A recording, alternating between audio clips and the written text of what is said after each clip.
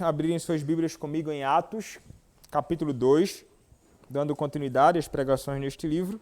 Chegamos agora à última sessão do capítulo 2. Atos, capítulo 2, do verso 42 até o verso de número 47. Atos, capítulo 2, do verso 42 até o verso 47. Assim nos diz a palavra do Senhor. E perseveravam na doutrina dos apóstolos e na comunhão, no partir do pão e nas orações. Em cada alma havia temor, e muitos prodígios e sinais eram feitos por intermédio dos apóstolos. Todos os que creram estavam juntos e tinham tudo em comum. Vendiam as suas propriedades e bens, distribuindo o produto entre todos, à medida que alguém tinha necessidade. Diariamente perseveravam unânimes no templo, partiam pão de casa em casa e tomavam as suas refeições com alegria e singeleza de coração, louvando a Deus e contando com a simpatia de todo o povo. Enquanto isso, acrescentava-lhes o Senhor, dia a dia, os que iam sendo salvos. Amém. Podem se assentar, irmãos. Vamos orar mais uma vez.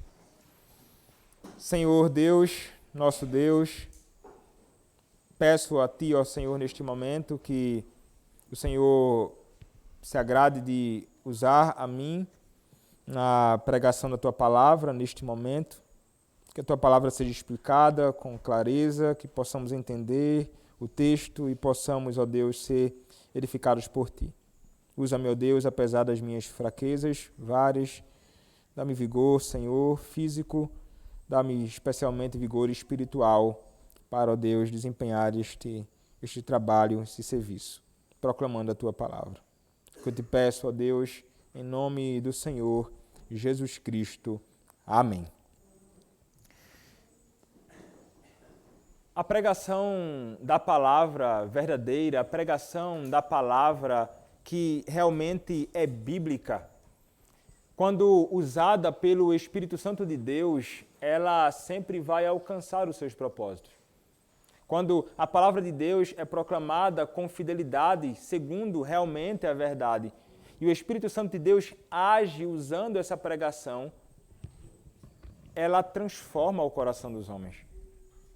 Aqueles que foram eleitos desde antes da fundação do mundo para a salvação, ao ouvirem a pregação da palavra e o Espírito agindo, o coração dessas pessoas é transformado. Eles são vivificados, eles são regenerados, eles passam da morte para a vida, da escravidão ao pecado agora para viver em novidade de vida. É exatamente isso que acontece com aqueles que hoje conhecem ao Senhor e certamente você teve essa experiência. Você que fora salvo, fora vivificado, regenerado, transformado pelo Santo Espírito de Deus que agiu através da palavra, como também através da palavra lida. E o Espírito de Deus então age transformando a muitos no passado, nos dias do primeiro século, assim como ele também faz hoje, ainda em nossos dias. Vimos então que Pedro ele proclamou um sermão ou uma pregação que era bíblica, cristocêntrica e também ousada. Vimos que ele também aplicava essa palavra com muita clareza para os grupos que estavam diante dele, chamando essas pessoas ao arrependimento e à fé em Cristo. E nós vimos que esta palavra, ela acortou o coração daquelas pessoas, a ponto de eles se voltarem para os apóstolos e começarem a perguntar a eles: que faremos, irmãos? Pedro diz: vocês devem se arrepender dos seus pecados e devem ser batizados em nome do Senhor Jesus Cristo. É isso que vocês devem fazer. É isso que vocês devem caminhar exatamente agora, imediatamente após a proclamação da verdade aos seus ouvidos. E então, muitos passaram por isto. Muitos ouviram e foram transformados, outros não ouviram, outros não aceitaram a palavra e então seguiram no seu próprio caminho. Mas, através da pregação do apóstolo Pedro, o texto nos diz, no versículo de número 41, havendo um acréscimo naquele dia de quase 3.000 pessoas. Agora, homens e mulheres crentes, batizados e inseridos na igreja do Senhor Jesus Cristo. E agora, irmãos, a partir do versículo 42, nós veremos como essas pessoas que foram alcançadas através da proclamação da palavra, que foram transformadas, vivificadas pelo Espírito Santo de Deus, agora passam a caminhar. E, além disto, além de vermos como é que estes que estão ali no início dessa igreja de Cristo neotestamentária, como esses novos convertidos, inseridos na igreja, viviam. Mas não somente isto, nós veremos aqui marcas de uma igreja verdadeiramente bíblica, ou de membros de uma igreja genuinamente piedosos, que se abraçam não àquilo que é fútil, não aquilo que é desprezível, mas que se apegam àquilo que é essencial a uma vida de um homem ou de uma mulher que realmente teme a Deus, ou de uma igreja que é verdadeiramente igreja, não sinagoga de Satanás. O que envolve, então, uma verdadeira igreja? E como devem caminhar aqueles que são membros de uma verdadeira igreja do Senhor Jesus Cristo? Nós encontraremos esta resposta aqui no texto de Atos, capítulo 2, do verso 42 até o verso de número 47. Obviamente, irmãos, que devemos considerar e entender, falei no início das nossas pregações em Atos, o livro de Atos é um livro onde nós encontraremos uma narrativa histórica dos primeiros anos da Igreja de Cristo no Novo Testamento, e ainda trata-se de uma igreja que está passando por uma transição, de uma transição da antiga dispensação para a nova dispensação. Algumas coisas ainda acontecem aqui, mas que foram abolidas, que hoje já não são praticadas na igreja do Senhor Jesus Cristo. Então, há questões aqui que não se encaixarão ainda com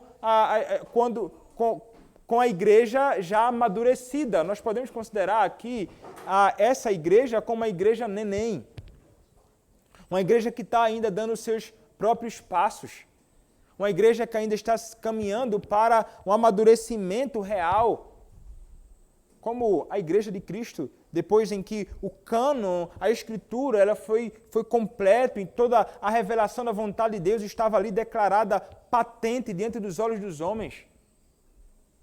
Desde o primeiro século ainda. Lá, mas aqui, caminhando ainda, engatinhando. Mas, com certeza, muita beleza nesse processo de crescimento e amadurecimento da igreja do Senhor Jesus Cristo naqueles dias. Mas eu mencionei, irmãos, há marcas para aquela que é chamada de uma verdadeira igreja. E nós sabemos disto. Nós, como reformados, falamos em algumas marcas da verdadeira igreja do Senhor Jesus Cristo. Os nossos padrões doutrinários falam acerca disto.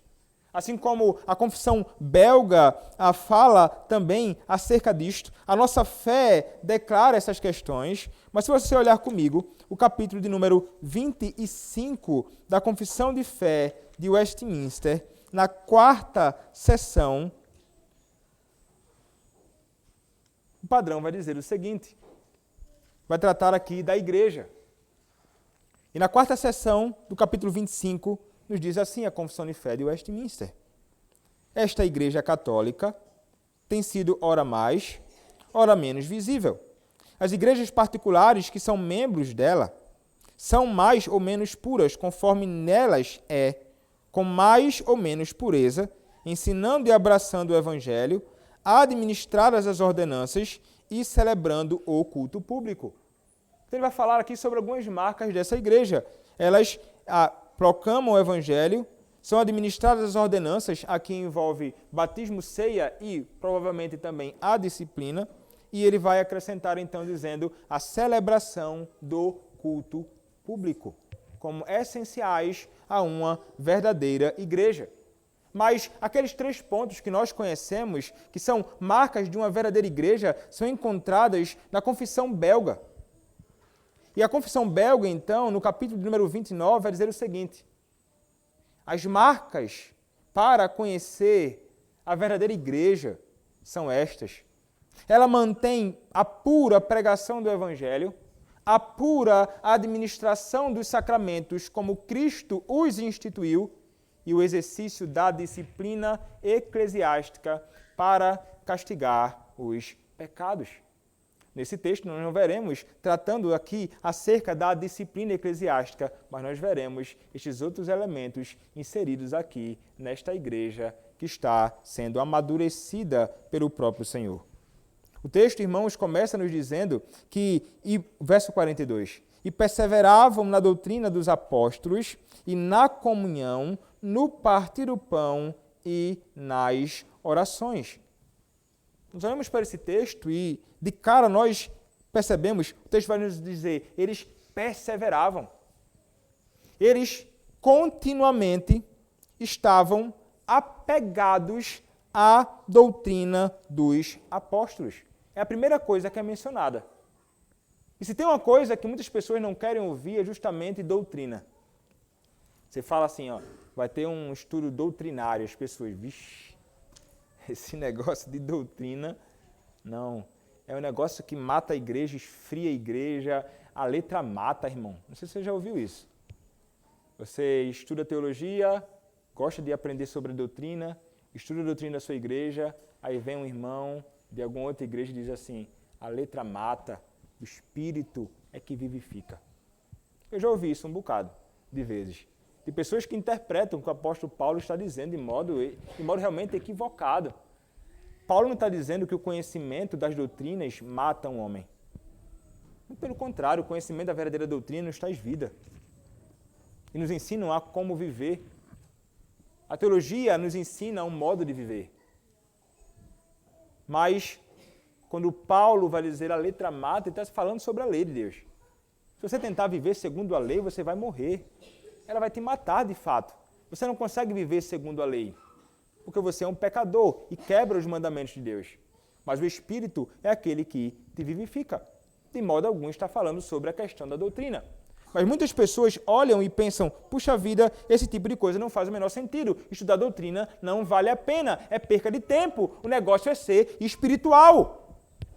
O negócio é se entregar para o Espírito, é viver nas ondas do Espírito e uma série de viagens loucas que não fazem o menor sentido, que muitas pessoas tentam falar por aí.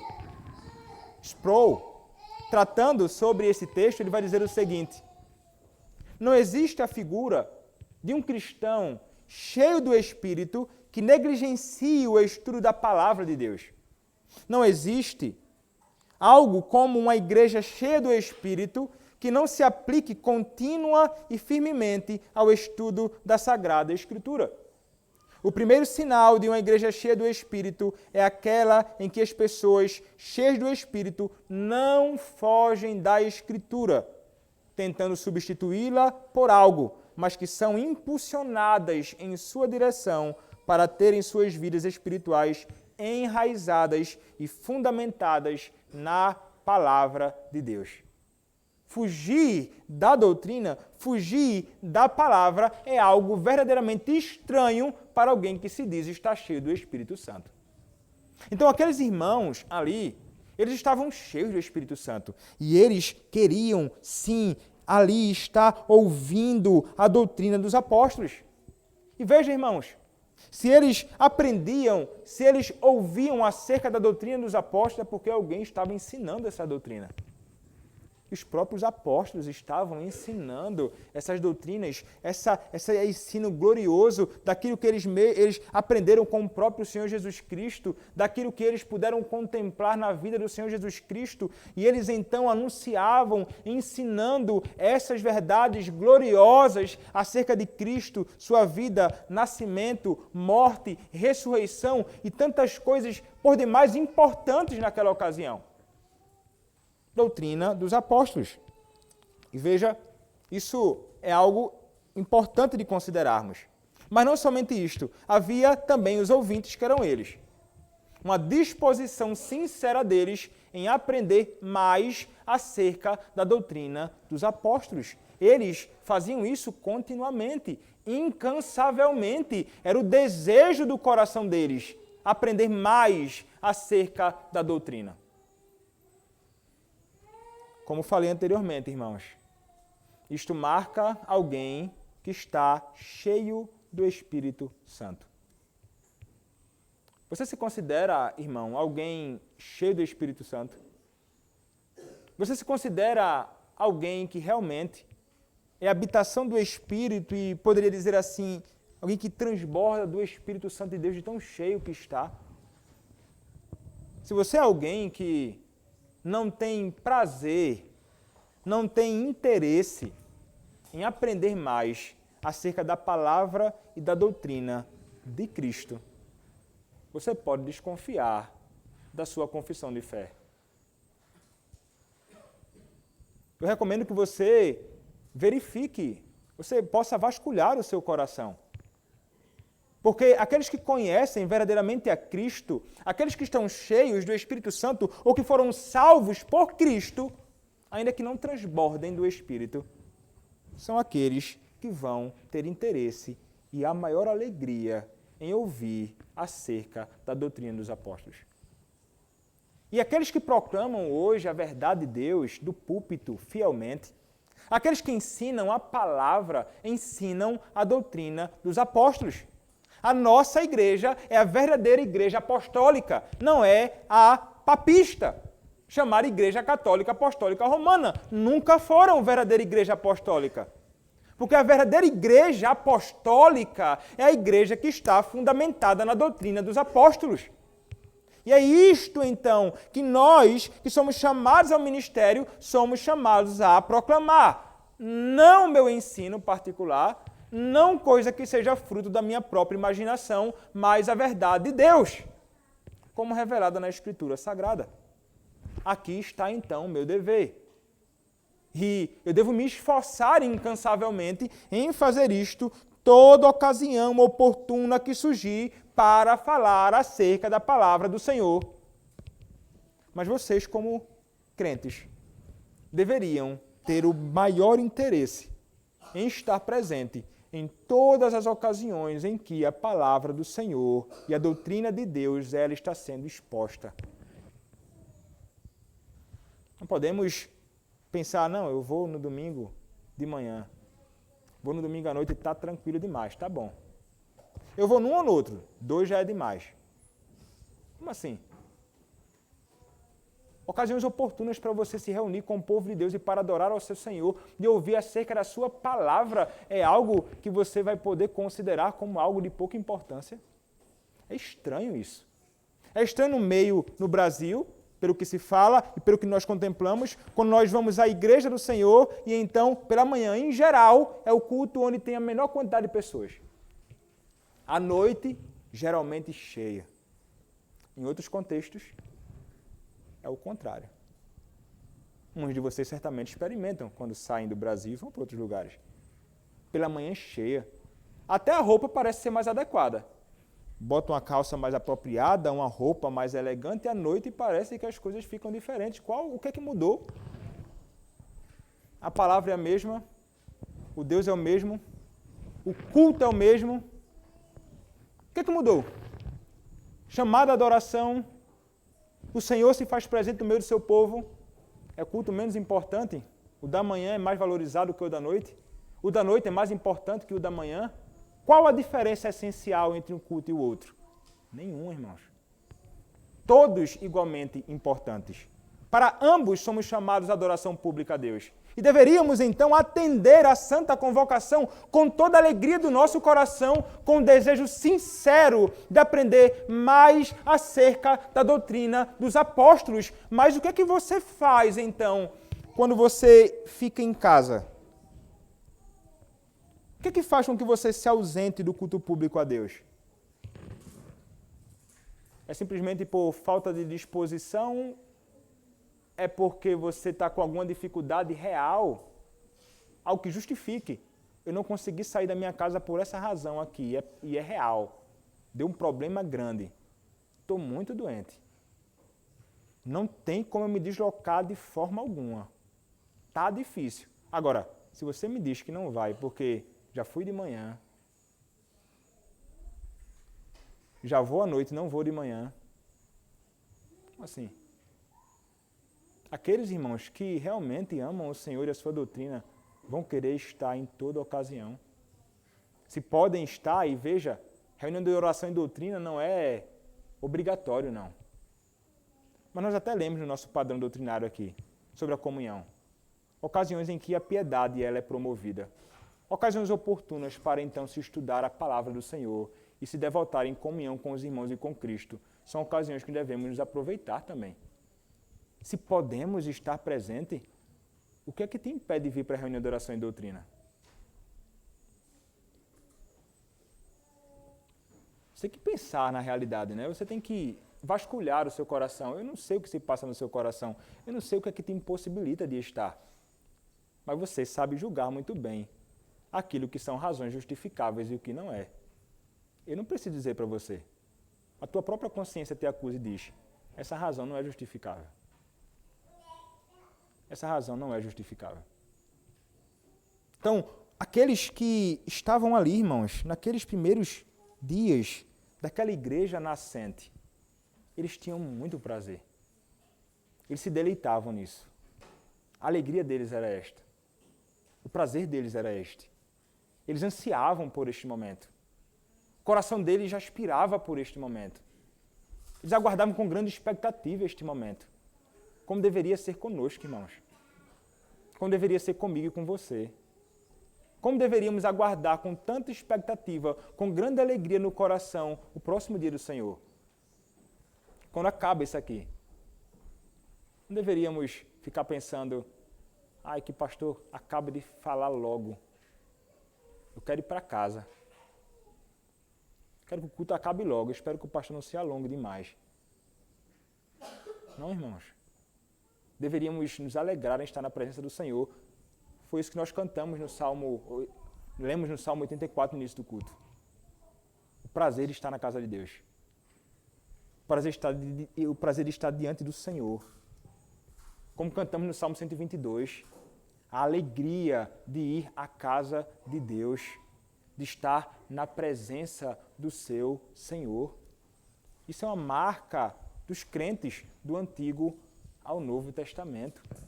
E deveria ser uma marca evidente no meu e no teu coração, aprender mais acerca das doutrinas do Senhor, perseverando nisso. E quando não se trata de alguém ensinando, como o pastor que é chamado para fazer isto, você pode se deleitar na doutrina também ao ler, ao aprender, lendo sozinho em casa. Livros, materiais, a Bíblia, a Escritura Sagrada, onde você vai encontrar essas verdades, essas doutrinas dos apóstolos sendo ensinadas para nós através da própria Escritura diretamente, ou de tantos servos do Senhor que foram levantados por Deus para nos ensinar essas verdades. Proveitoso, irmãos, que façamos isto. É fundamental que assim nós caminhemos. Estes homens e mulheres perseveravam na doutrina dos apóstolos e na comunhão. Interessante que primeiro vem a doutrina dos apóstolos como algo realmente muito importante, mas em seguida vem a comunhão. E aqui está falando realmente sobre este bendito momento em que aqueles que foram salvos por Cristo agora se juntam numa comunhão bendita. E a ideia de comunhão aponta para a ideia de comum.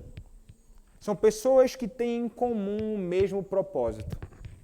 São pessoas que têm em comum o mesmo intento, os mesmos objetivos, que compartilham das mesmas coisas, porque conhecem o mesmo Deus, foram salvos pelo mesmo Cristo e estão fundamentados na mesma doutrina. Tem comunhão, então, na prática, na vida. E essa comunhão, irmãos, envolve muitas coisas, né? Se estende a muitos momentos. Mas, se você pensar na maior e mais sublime comunhão que nós temos, é aquela chamada comunhão dos santos. E de modo mais especial, quando nós nos reunimos como povo do Senhor para a adoração pública ao Senhor, como estamos fazendo agora. quando juntos cantamos, lemos, oramos, ouvimos a palavra do Senhor, estamos aqui nesse ajuntamento maravilhoso, que aponta para uma realidade gloriosa que nós haveremos de experimentar na glória celestial com o Senhor para todo sempre, numa comunhão bendita, num dia do Senhor eterno.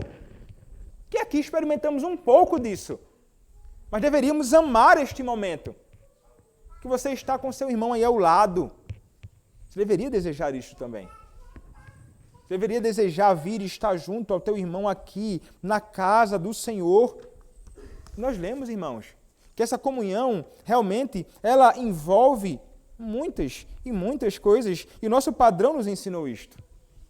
A Confissão de Fé de Westminster, no capítulo 26, a partir da primeira sessão, não é? Todo este capítulo vai dizer: todos os santos que pelo seu Espírito e pela fé estão unidos a Jesus Cristo, seu cabeça, têm com ele comunhão nas suas graças e nos seus sofrimentos, na sua morte, na sua ressurreição e na sua glória, e estando unidos uns aos outros no amor, participam dos mesmos dons e graças e estão obrigados ao cumprimento dos deveres públicos e particulares que contribuem para o seu mútuo proveito, tanto no homem interior como no exterior. Então, Cristo é o cabeça, nós somos membros do seu corpo. Devemos caminhar tendo em vista um mútuo proveito de todo o corpo do Senhor Jesus Cristo. Então, a segunda seção nos ensina: os santos são, pela sua profissão, obrigados a manter uma santa sociedade e comunhão no culto de Deus e na observância de outros serviços espirituais que tendam à sua mútua edificação. Outros serviços para mútua edificação. E então vai envolver uma série de outras questões aqui, sobre as quais nós falaremos mais à frente. Mas aqui, irmãos, como nosso coração realmente deve ficar feliz. Deveríamos sair de casa pensando: eu vou poder encontrar meus irmãos em Cristo. Eu vou poder me unir a eles em um coro, em louvor ao meu Deus. Eu vou poder, de alguma forma, servir ao meu irmão na adoração pública a Deus, com ele ali junto a mim. Servindo ao outro de tantas formas, mas juntos, com o mesmo propósito, servindo ao mesmo Senhor. Como deveríamos, irmãos, realmente amar aqueles que caminham conosco para a glória celestial? Você deve amar o seu irmão em Cristo. E deve amar estar com o seu irmão em Cristo na casa do Senhor. Todo domingo. Juntos. Neste momento, irmãos, tão especial e tão singular que é adorar a Deus.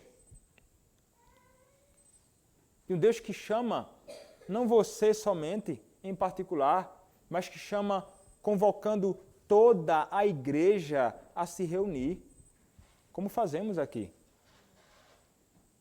Como fazemos, como ordenado pela própria palavra do nosso Deus. Então, a comunhão dos santos não é algo que podemos considerar como coisa de pouca importância. Trata-se de uma evidência de alguém que conhece o Senhor, que conhece a doutrina do Senhor, que está cheio do Espírito do Senhor, e então o fruto é essa comunhão bendita de uns com os outros. Você ama esta comunhão? Pense, reflita, vasculhe o seu próprio coração. Você se deleita nisto aqui? Ou você, assim como muitas vezes, em muitos lugares e muitas pessoas querem logo que o pastor termine, você está ansioso para sair daqui, de perto daqueles que estão ao seu redor? Por alguma razão.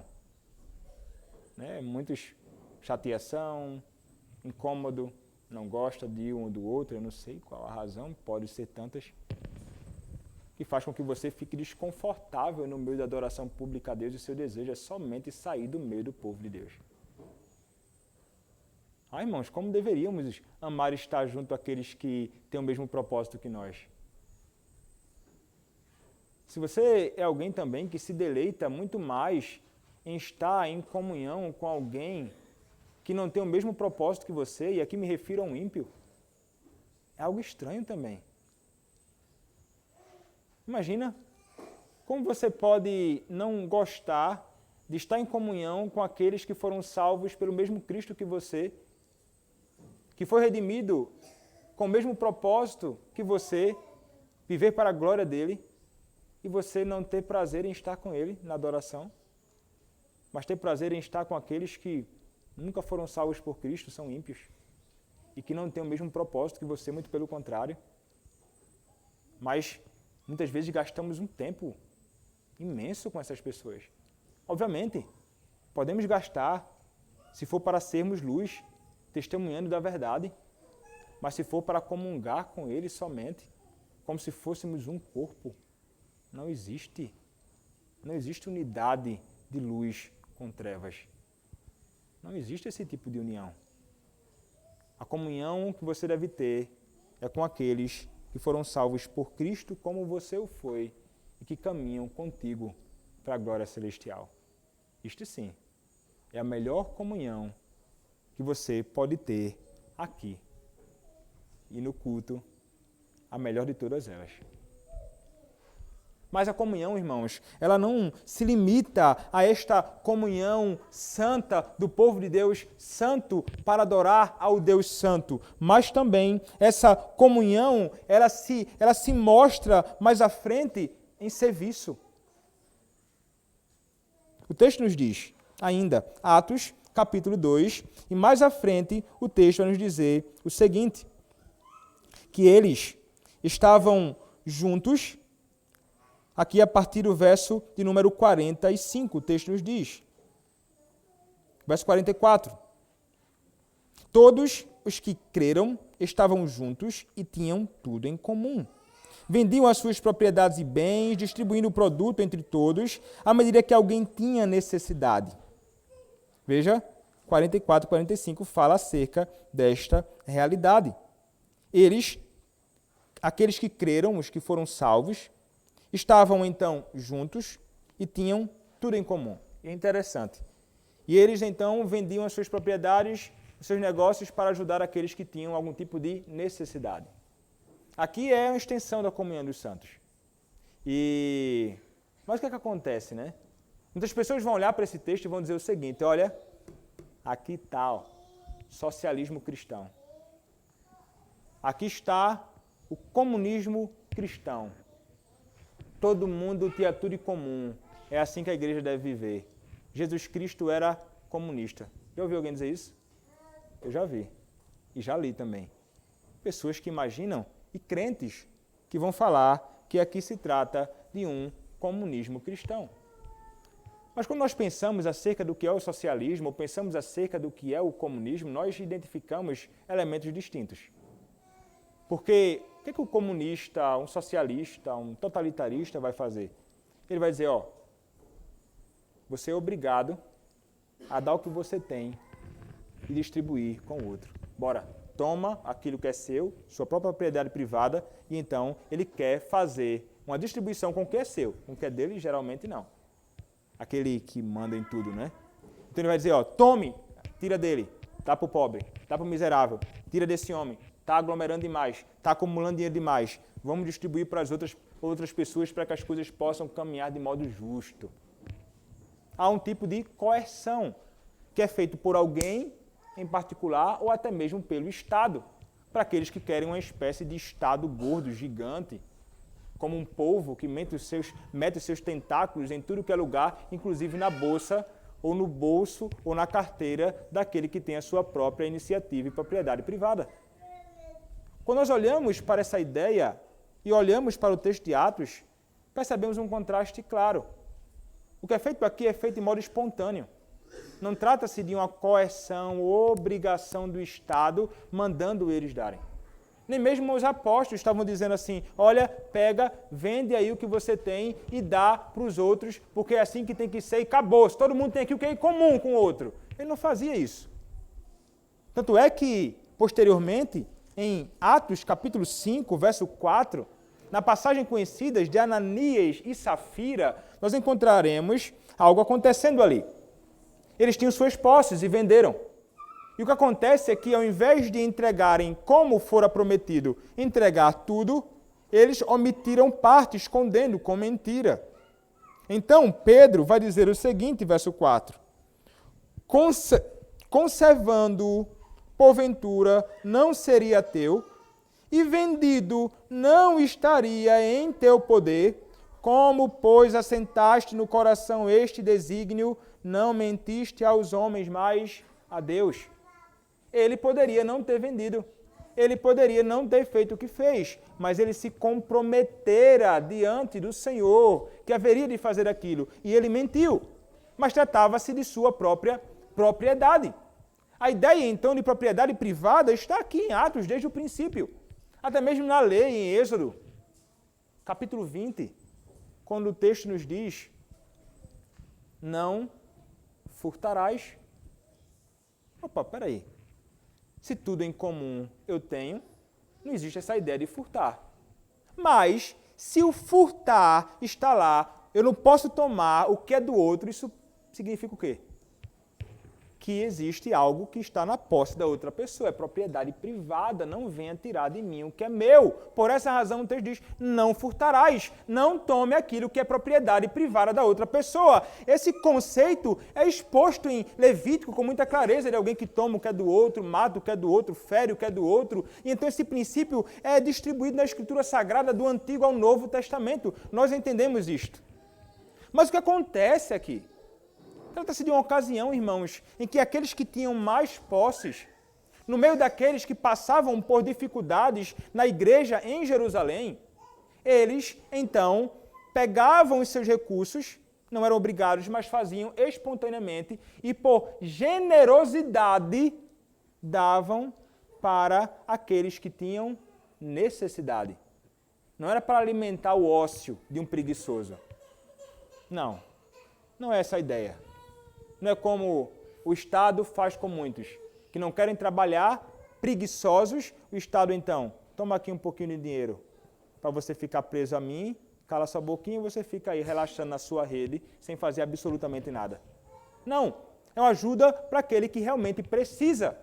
E eles faziam isto. E isto, irmãos, é, como nós lemos até no nosso padrão doutrinário, uma extensão daquilo que é uma comunhão que nós temos com aqueles que são nossos irmãos em Cristo. Esta comunhão com aqueles que são nossos irmãos em Cristo vai se estender para uma generosidade. Ainda a Confissão de Fé de Westminster nos diz, na segunda seção, vai falar assim, bem como a socorrer uns aos outros em coisas materiais, segundo as suas respectivas necessidades e meios. Então veja que envolve isto. E nós, irmãos, como igreja do Senhor, com os nossos recursos que nós temos, nós, como povo do Senhor, em particular, devemos nos envolver neste tipo de serviço. Mas para que eu possa saber que o meu irmão ele está com alguma necessidade, eu tenho de ter comunhão com ele. Como você vai saber da necessidade do irmão que está ao seu lado, se você não conversa com ele? Como saber da necessidade do seu irmão que está atrás de você no banco, se você não senta um minuto para fazer uma pergunta sincera a ele e saber das suas reais necessidades? Como socorrer o meu irmão, se os meus olhos estão voltados para mim somente, e não estão voltados para o meu irmão, que pode evidenciar na sua vida, na sua caminhada, uma necessidade real? Muitas vezes se revela isso, e a gente deve estar atento, deveríamos ter um tato para isso, uma sensibilidade maior. Sobretudo, obviamente, pelos diáconos da igreja. São aqueles que são os olhos na igreja nesse sentido e devem então estar atentos às necessidades dos membros da igreja, daqueles que estão padecendo com algum tipo de necessidade. E então aí entrar o socorro, mas não se trata apenas de um dever dos diáconos, cabe a mim e a você. Porque meu irmão, ele se faltou na igreja hoje. Você percebe quando seu irmão em Cristo falta aqui no culto? Você dá conta? Puxa, faltou fulano. Por que razão? Você pergunta, manda uma mensagem à noite, no dia seguinte, irmão, por que você não foi para o culto ontem? Pode ser que o seu irmão diga assim, meu irmão, eu não fui, porque eu não estou com combustível para ir para a igreja. Talvez tenha irmãos aqui passando por isso. Eu estou com dificuldade para a manutenção do meu carro. Não estou conseguindo ir. Deveríamos estar atentos a isso. A igreja atenta a isso, para socorrer o irmão. Você em particular, que pode socorrer o seu irmão, para que ele possa então estar na casa do Senhor, se deslocando, se essa pessoa realmente tem necessidade, não sendo essa pessoa encostada e preguiçoso e ocioso. O que não é o caso de nenhum irmão da nossa igreja aqui. Então está atento, irmão. A necessidade do seu irmão em Cristo é necessário. Abra mais os seus olhos, perceba, converse, pergunte. Não com o propósito de investigar e então ficar sabendo que o irmão está passando por dificuldade, o propósito não deve ser esse. O propósito deve ser o socorro mútuo. E isso é uma demonstração clara de que você ama o seu irmão em Cristo. Ele deve ser amado por você e a evidência do seu amor se evidencia na prática. E muitas vezes com abrir o bolso para socorrer o irmão. É exatamente assim que nós devemos caminhar, socorrendo aos nossos irmãos em Cristo. Mas o texto, irmãos, continua. E há mais coisas importantes relacionadas a essa igreja. Eles não somente eram apegados a uma doutrina verdadeira e amavam isso. Eles não somente estavam numa comunhão e serviço mútuo aos outros o tempo inteiro, frequentemente, mas o texto ainda nos diz, no versículo 42, voltando lá, no partir do pão e nas orações. Isso era o que esses irmãos experimentavam ali. Quando o texto fala sobre no partir do pão, isso trata-se de uma linguagem que faz referência à ceia do Senhor. Aqui ele está falando sobre ceia. E a Escritura realmente nos fala acerca disto, como um elemento essencial à Igreja de Cristo e ao culto público ao Senhor Jesus Cristo também. A verdadeira igreja, ela celebra a ceia do Senhor Jesus Cristo. E é interessante que o texto vai nos falar acerca disto aqui no versículo 42 e vai nos falar também acerca disto no versículo de número 46. Diariamente perseveravam unânimes no templo, partiam pão de casa em casa e tomavam as suas refeições com alegria e singeleza de coração. É interessante, né? Como assim no templo? Naquele momento ainda de transição, eles ainda se reuniam nos templos. Também em muitas ocasiões. Mas certamente não mais para sacrificar, como acontecia na antiga dispensação. Tratava-se de ocasião para a devoção. Provavelmente, falaremos mais à frente sobre a oração.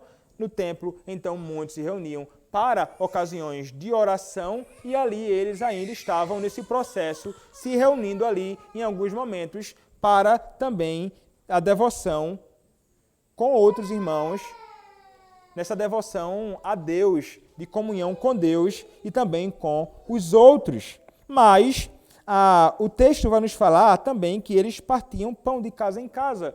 E naquela ocasião, também fazendo a transição do templo ou sinagoga para casa, havia como que uma espécie de congregações que eram distribuídas em Jerusalém. É um número grande de pessoas. Então elas eram como que distribuídas em outros lugares, em que pessoas que talvez falassem uma língua mais comum ou fossem mais próximas de determinada área de Jerusalém ou outras regiões, eles poderiam então se congregar e provavelmente, irmãos, aqueles que eram líderes da igreja eram chamados para então ali poder administrar esses sacramentos no meio da igreja de Cristo. Então, eles partiam o pão, eles celebravam a ceia do Senhor Jesus Cristo, que aponta para a bendita obra do Senhor Jesus Cristo, a sua expiação na cruz dos nossos pecados e também para a nossa bendita união com Ele. E a administração pura deste sacramento. que provavelmente, irmãos, era feita também no primeiro dia da semana, no domingo. Como o próprio Senhor Jesus Cristo nos deu exemplo. Como diz João, capítulo 20, verso 1 e verso 26. No primeiro dia da semana, Maria Madalena foi ao sepulcro de madrugada, sendo ainda escuro, e viu que a pedra estava revolvida. E então, capítulo 20, verso número 26, nos diz: passados 8 dias, estavam outra vez ali reunidos os seus discípulos e Tomé com eles. Estando as portas trancadas, veio Jesus, pôs-se no meio e disse-lhes: paz seja convosco. É interessante que os encontros de Cristo com os discípulos certamente eram momentos de adoração e como no caso em que os crentes se encontram com o Senhor. E o Novo Testamento nos ensina que os apóstolos, homens inspirados por Deus, instituíram o domingo, o primeiro dia da semana, como dia para o culto público. É interessante. Atos capítulo 2, verso 1, vai nos dizer o seguinte: ao cumprir-se o dia de Pentecostes, estavam todos reunidos no mesmo lugar. O dia de Pentecostes caía no dia posterior ao dia de número 49. Era o sábado, o dia seguinte, o dia imediato era o domingo, o primeiro dia da semana. No dia de Pentecostes, os discípulos se reuniram para aguardar a promessa do Espírito. E isso, muito provavelmente, também foi no primeiro dia da semana. O movimento do molho e a oferta de manjares para a oferta de Pentecostes eram feitos no dia imediato ao sábado, como diz Levítico, capítulo 23, versos 11 e 16. Os apóstolos aqui eles não fizeram uma imposição do sétimo dia aos crentes. O apóstolo Paulo, ele vai contra essa ideia, essa prática de impor dias para as pessoas. Em Gálatas mesmo, ele vai revelar essa oposição, a obrigação de fazer os cristãos se sujeitarem a dias que não deveriam mais ser observados. Então, o que eles provavelmente faziam era celebrar a ceia, certamente, no primeiro dia da semana. A Escritura nos fala acerca disto. O Novo Testamento deixa claro que continua a existir um dia de culto, uma santa convocação para a Igreja de Cristo. Em Hebreus, depois de explicar que os usos, que as sombras da lei foram revogadas ou abrogadas, Hebreus capítulo 10, verso 1, temos o ensino de que o povo de Deus tem a obrigação de congregar. Diz Hebreus capítulo 10, verso 25, não deixemos de congregar-nos como é costume de alguns. E Tiago também falou sobre isso para os cristãos. Ele diz: meus irmãos, não tenhais a fé de nosso Senhor Jesus Cristo, Senhor da glória, em acepção de pessoas. Porque se no vosso ajuntamento, está falando sobre o culto público, entram algum homem com anel de ouro no dedo, com trajes preciosos, e entrar também algum pobre com sórdido traje, e atentardes para o que traz o traje precioso, e lhe disserdes: assentaste tu aqui no lugar de honra, e disseste ao pobre: tu fica aí em pé, ou assenta-te abaixo do meu estrado, porventura não fizeste distinção entre vós mesmos, e não vos fizeste juízes de maus pensamentos? Tiago capítulo 2, do verso 1 ao 4, que nos fala isto. O apóstolo Paulo também falou sobre essa santa convocação quando ele vai dizer: quando vos ajuntais na igreja, isso lá em 1 Coríntios capítulo 11, verso 18. Versículo 20 ele vai dizer: quando vos ajuntais num lugar, e ainda mais à frente no verso 33, quando vos ajuntais, e no capítulo 14 do capítulo 1 de 1 Coríntios, que fareis, pois, irmãos, quando vos ajuntais? Então ele está falando sobre essa congregação de Cristo sendo reunida no ajuntamento solene. Então, veja, irmãos, se continua a existir um ajuntamento do povo de Deus para adorar ao Senhor, e se esse ajuntamento não acontecia nos mesmos dias do Velho Testamento, tudo isso acontecia no primeiro dia da semana. É o que nos diz a palavra do Senhor, Atos, capítulo 20, verso de número 7. E no primeiro dia da semana, ajuntando-se os discípulos, falamos aqui sobre vários textos sobre ajuntamento, então o texto nos diz: no primeiro dia da semana, o domingo, ajuntando-se os discípulos para partir o pão. Veja só, a linguagem que é usada anteriormente, partir o pão. Para partir o pão. Paulo, que havia de partir no dia seguinte, falava com eles e prolongou a prática, a pregação até a meia-noite. Estavam no culto, no dia do Senhor, o domingo, celebrando a ceia do Senhor. Se o sétimo dia ainda tivesse de ser observado, eles teriam que se reunir no dia anterior, como está escrito em Levítico 23, verso 3, ao invés de se reunirem no primeiro dia da semana. Então, a expressão partir o pão refere-se à ceia do Senhor. Mateus capítulo 26, verso 26 a 28 nos diz: E quando comiam, Jesus tomou o pão e, abençoando-o, partiu e deu aos discípulos e disse: Tomai, comei, isto é o meu corpo. Então veja que essa linguagem ela é usada frequentemente, como é usada também em 1 Coríntios capítulo 11, verso 33. 1 Coríntios 11, verso 33 mostra que a ceia do Senhor acontecia na santa convocação da igreja. O texto nos diz: Portanto, meus irmãos, quando vos ajuntais para comer, esperai uns pelos outros. Então, a ceia do Senhor ela tem que ser celebrada aqui, irmãos. É nesse momento de culto ao Senhor. É quando essa igreja está junta, reunida em comunhão, para então desfrutar deste bendito sacramento do Senhor, que é marca da verdadeira igreja do Senhor, que alimenta a nossa alma. Não podemos considerar, irmãos, o sacramento instituído pelo próprio Deus como algo de pouca importância, não. Devemos considerar como algo de muita importância, inclusive para a sua própria alma. Inclusive para a sua própria alma.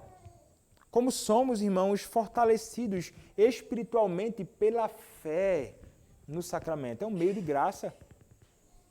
Como nós, nas nossas debilidades, nas nossas fraquezas, muitas vezes, somos espiritualmente fortalecidos através do sacramento da ceia do Senhor, que unido à palavra nos traz bênçãos incontáveis, irmãos.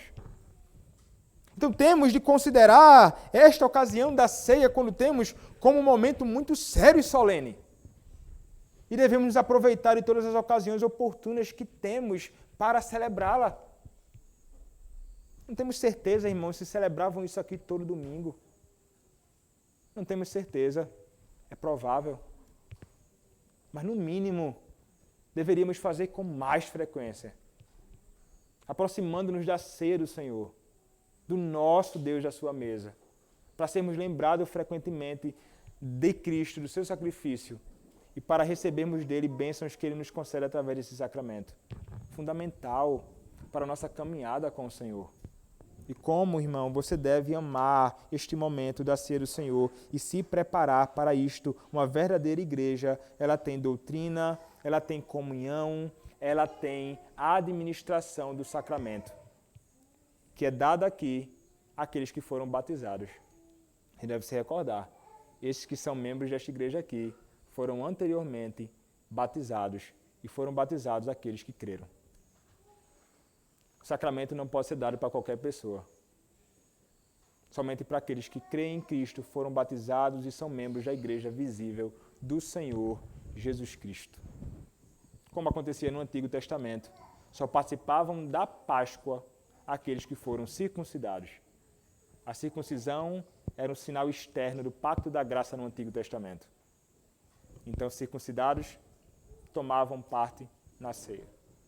Ou melhor, na Páscoa. No Novo Testamento, o sinal e selo externo do pacto da graça é o batismo. Através, então, disto e o reconhecimento público no meio da igreja, os homens e mulheres têm acesso à ceia do Senhor. E assim somos edificados no Senhor, na nossa alma. Mas, irmãos, o texto nos fala mais. A Escritura, o apóstolo Lucas vai nos dizer o seguinte, que estes que ali estavam também se reuniam não somente para o partir o pão, mas também para a oração. um outro elemento, irmão, essencial.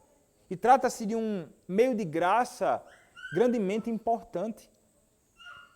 Não existe uma igreja verdadeira, não existe uma igreja saudável se não há oração. E não tem como dizermos que somos crentes cheios do Espírito Santo se nós não dedicamos tempo à oração. Tanto a oração pública, na igreja do Senhor, em comunidade com outros irmãos em Cristo. A oração é um elemento do culto público ao Senhor. Leia a Confissão de Fé de Westminster, capítulo 21. Leia a pergunta 108 do Catecismo Maior de Westminster. Vai tratar sobre estes elementos e a oração está lá. Mas trata-se de algo que nós deveríamos nos envolver juntos, irmãos. Aqui, reunião de oração e doutrina, como temos, momento muito importante e especial para a igreja. Na oração, então, em particular, mas aqui pensando conjuntamente, o texto aponta para pessoas que estão juntos o tempo inteiro. Eles estavam juntos orando, eles estavam juntos louvando a Deus continuamente, eles estavam juntos comendo entre eles refeições com alegria e singeleza de coração. O texto aponta para essa comunhão diversa em vários aspectos. E na oração não poderia ser diferente. Nós que conhecemos o mesmo Cristo e temos o mesmo propósito e oraremos pelas mesmas coisas, com fervor no coração genuíno, clamando a Deus na dependência dEle. Se você acha que não precisamos orar, irmão, você precisa rever a sua fé. Porque você pode estar imaginando que você é autossuficiente. E você pode estar imaginando que você não precisa de oração. Você consegue resolver as coisas sozinho. Você é independente. A oração, irmão, é uma marca clara de que você depende do seu Deus. E se nós queremos ver mudanças substanciais na Igreja de Cristo, nós oraremos. Comunitariamente oraremos. Assim como esses irmãos, que em várias ocasiões nós veremos aqui nas pregações em Atos, eles estavam em várias ocasiões se reunindo, unânimes, em oração, clamando a Deus. Então deveríamos sim, com um só pensamento e propósito, clamar ao Senhor por um avivamento em nossa nação, por um avivamento na igreja do Senhor Jesus Cristo, por um avivamento na nossa própria alma, por um alcance e uma expansão do reino de Deus, do Evangelho do Senhor neste mundo, orando, rogando juntos ao Senhor, que escuta a nossa oração. Uma igreja que não ora é estranha. Irmãos que não oram é estranho a uma verdadeira profissão de fé. É lamentável que encontramos em muitos contextos. Não somente em casa as pessoas não oram, mas você vai em muitas igrejas e não há um tempo real dedicado à oração. Há orações que sejam realmente claras, objetivas. Orações por tudo. Tanto graças dadas como súplicas feitas em favor de nós, dos nossos irmãos e da igreja do Senhor Jesus Cristo, sobretudo visando a glória do seu próprio nome. Está aí, irmãos, a marca de mais uma verdadeira igreja do Senhor Jesus Cristo. E é interessante que estes que experimentavam tudo isso no meio da igreja faziam isto. E certamente faziam porque realmente eles temiam a Deus. Havia temor no coração deles para que eles praticassem tudo aquilo. Eles não eram ouvintes negligentes, irmãos, como é tratado em Tiago capítulo 1. Eles eram praticantes operosos da palavra. Eles ouviam o ensino e praticavam o ensino. Como nós somos chamados a fazer? E revelam então um temor real no seu coração, e o próprio texto nos diz, no verso 43, em cada alma havia temor, e muitos prodígios e sinais eram feitos por intermédio dos apóstolos. Como mencionei, e já falamos sobre isto, prodígios e sinais que eram autenticações do ministério dos apóstolos e da sua mensagem apostólica. Então, isso servia para autenticar, para confirmar o ministério desses homens que foram chamados para o ministério apostólico, mas isso ficou naqueles dias, não acontece mais em nossos dias, cessou. Mas o que deve permanecer no coração de todo crente em que o Espírito Santo habita é o temor. Irmãos, o temor a Deus, o temor à sua palavra, o temor de viver para Deus e a alegria de viver para Ele é algo que deve tomar conta da minha alma e da tua alma. Continuamente, até o fim. É algo que permanece, é algo que não pode cessar. É algo que nós não podemos permitir que cesse em nosso coração, mas devemos buscar continuamente a graça do Senhor para que possamos continuar firmemente no temor de Deus, com corações verdadeiramente aquecidos pela verdade do Evangelho, mas corações que fazem com que essa verdade possa pulsar para os membros e então possa redundar em prática. A nossa religião não pode ser somente uma religião de língua, mas a nossa religião tem de ser uma religião de vida. E o verdadeiro calvinismo real, como vai dizer Ian Hamilton, experiencial, vivido na prática, fervoroso, que aquece verdadeiramente o coração e que cause um impacto externo àqueles que estão ao nosso redor. E, irmãos, a beleza de Cristo estava nessa igreja. Poderíamos dizer que tratava-se de uma igreja com a face de Cristo. Será que nós podemos dizer isso da nossa igreja, irmãos? Será que nós podemos falar que a nossa igreja ela tem não a cara da igreja reformada, não a cara da boa e fiel igreja presbiteriana de uma tradição escocesa, mas será que nós podemos dizer que nós temos a cara, a nossa igreja, a cara de Cristo? Nós, como membros desta igreja, será que podemos afirmar isto? É justamente, irmãos, uma igreja que tem a cara de Cristo, o rosto de Cristo, a face de Cristo e que vive como Cristo, que vai causar o impacto real naqueles que estão ao redor da igreja. Quando estes crentes, nós louvamos a Deus, e então isso vai levar as pessoas a serem simpáticas a nós. O que acontecia lá naqueles dias? O verso 47, finalizando, nos diz o seguinte: louvando a Deus e contando com a simpatia de todo o povo. Muitas pessoas ficam dizendo assim: não, as pessoas não gostam de mim porque eu sou crente. Irmão, será que é por isso mesmo? Será que é porque nós somos crentes, piedosos, que as pessoas não gostam de nós ou de você? Me perseguem porque eu sou crente.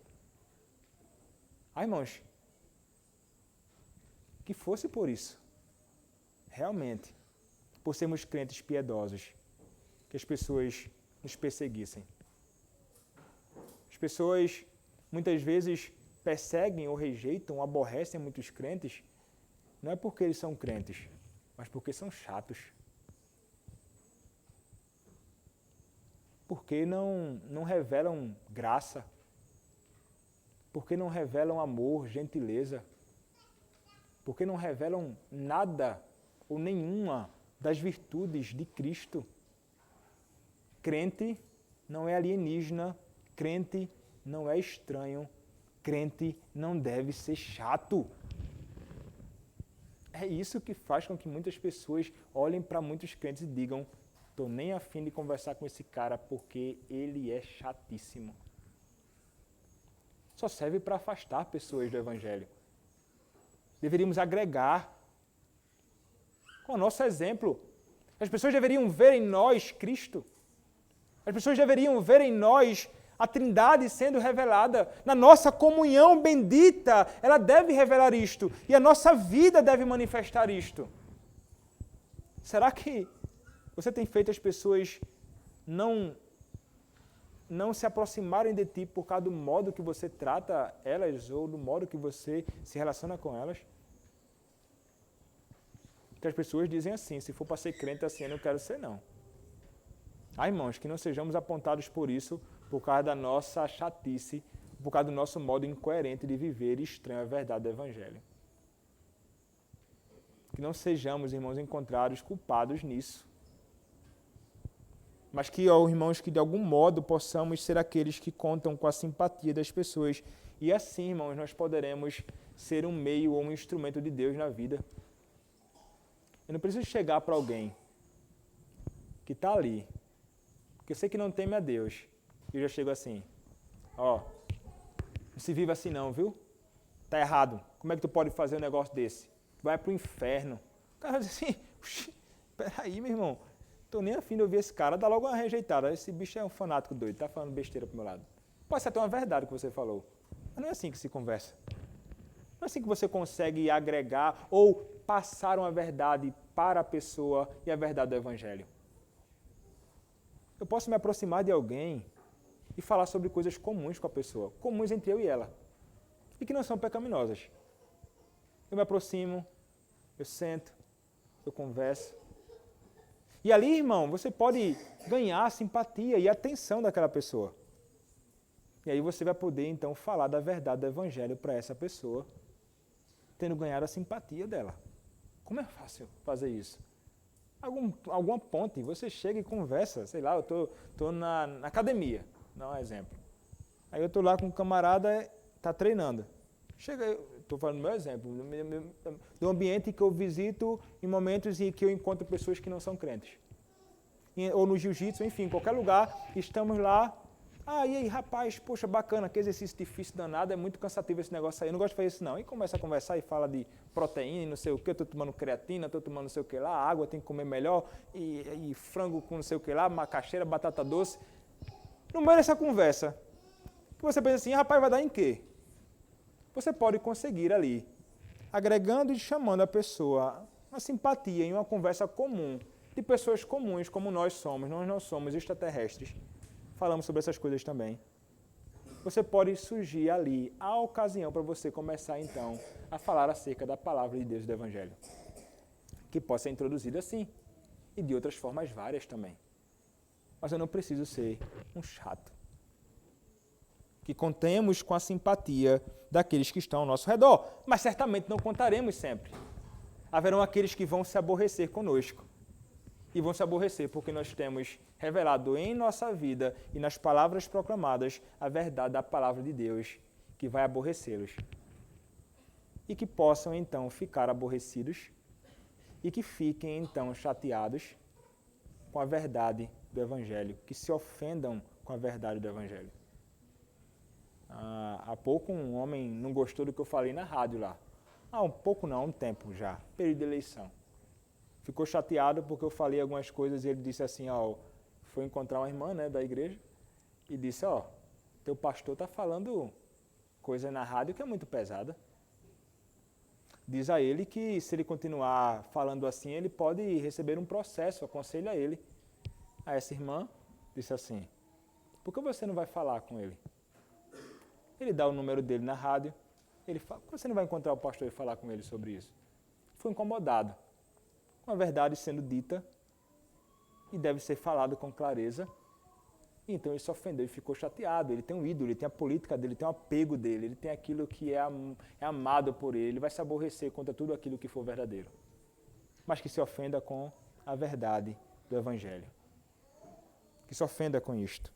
Mas não precisamos realmente, repito, sermos chatos. Irmãos, quando a Igreja de Cristo ela vive o verdadeiro Evangelho e ela promove aquilo que é verdadeiramente bom, que ela se apega àquilo que devemos nos apegar, à doutrina, à oração, ao sacramento, à bendita comunhão com os outros, enquanto fazemos a nossa parte, a nossa responsabilidade, o que é que acontece? O texto termina dizendo, enquanto isso, acrescentava-lhes o Senhor, dia a dia, os que iam sendo salvos. Quem é que acrescentava? O Senhor. Não Pedro, nem fulano de tal, nem Beltrano. Não sou eu, nem você, nem ninguém que acrescentam pessoas à Igreja de Cristo. É o próprio Senhor que chama e acrescenta. O crescimento da Igreja vem única e exclusivamente do Senhor. Somos meros instrumentos que não fazem nada além daquilo que devem fazer. Vocês em particular, eu em particular como pregador e ministro da palavra, e você como crente, membro da Igreja de Cristo. Toda glória para o crescimento da Igreja de Cristo deve ser dada ao próprio Senhor, que chama, vivifica, transforma e conduz a Igreja do Senhor. Isso aqui nos aponta, então, que a Igreja é realmente importante. E não podemos considerar a Igreja como coisa de pouca importância. O Senhor acrescentava à Igreja aqueles que iam sendo salvos. Através da fé, batizando, conduzindo-os ao sacramento e participando da comunhão com os santos. Se alguém algum dia dizer para você que igreja não é importante, você vai dizer assim: a Escritura me diz que é importante. Eu devo amar a igreja e não existe crente sem igreja. Crente congrega, crente celebra a ceia, crente louva, crente estuda a doutrina, crente participa do sacramento, crente está no meio da igreja de Cristo, tendo Cristo como o seu cabeça. É isso que a Escritura nos ensina e é isso que nós devemos proclamar. E assim, irmãos, nós devemos caminhar no temor do Senhor, fazendo tudo aquilo que por Ele é ordenado para fazermos enquanto nós vivemos aqui nesta igreja militante, até o dia em que o Senhor vier nos buscar para vivermos triunfantemente com o nosso Senhor. Amém. Vamos orar, irmãos. Ó Senhor, nosso Deus, agradecemos a Ti, Senhor, pela Tua palavra e pela graça, Senhor, de poder aprender e entender um pouco acerca das Tuas verdades. Ó Senhor, ajuda-nos a sermos uma igreja verdadeiramente bíblica, sempre. Ajuda-nos, Senhor, a amarmos a Tua doutrina, a Tua palavra. Ajuda-nos, Senhor, a amarmos a comunhão dos santos. Ajuda-nos, Senhor, a amarmos a oração e a sermos homens e mulheres de oração. Ajuda-nos, Senhor, a vivermos assim, pois sabemos, Senhor, que é para isto que o Senhor nos criou, foi para isto que o Senhor nos redimiu. Tem misericórdia de nós, ó Pai. E também, ó Senhor, chama aqueles que são Teus, vivificando o coração deles e conduzindo a igreja do Senhor, que tem Cristo por seu cabeça. É o que te pedimos, ó Deus, em nome do Senhor Jesus Cristo. Amém.